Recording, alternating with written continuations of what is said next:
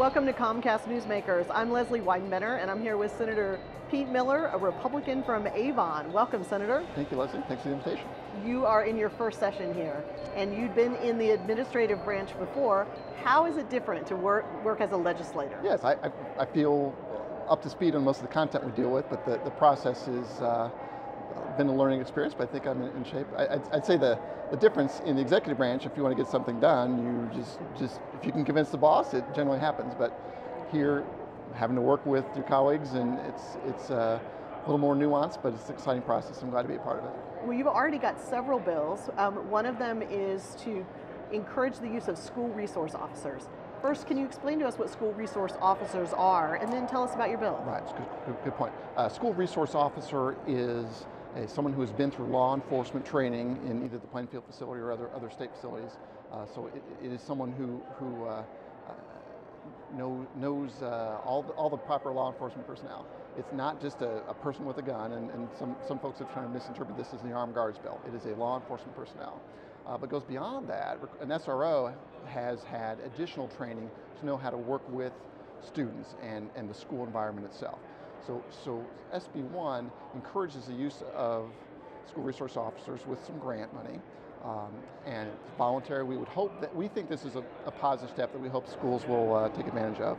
And in light of the events in Connecticut, we understand that no school building is safe from this. So without giving a false sense of security, we also want to be proactive and encourage that link between the local administrator, where actually Indiana is a leader in the school safety specialist program.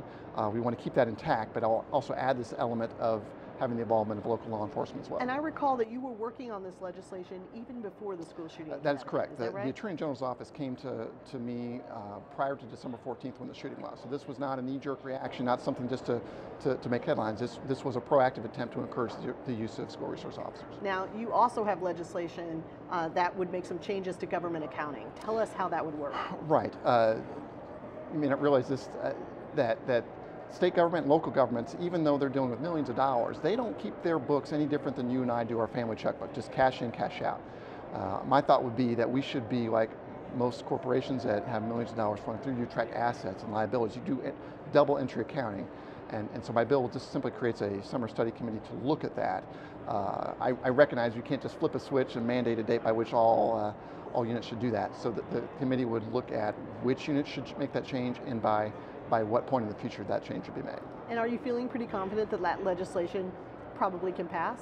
Well, I would hope so. Most folks are in favor of transparency. They want to know where their tax dollars are spent, and you can't even do a balance sheet, for instance, if you don't do accounting the way most modern entities do.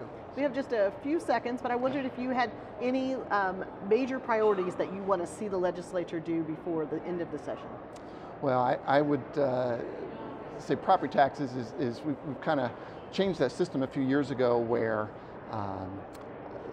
that entities had perverse incentives to raise taxes each year. We've changed the system, but we still have a different set of incentives where groups don't work together and keep taxes low. So. Well, Senator, thank you so much for being with us today. I really appreciate it. All right, thank you. I'm Leslie Weidenbender, and this is Comcast Newsmakers.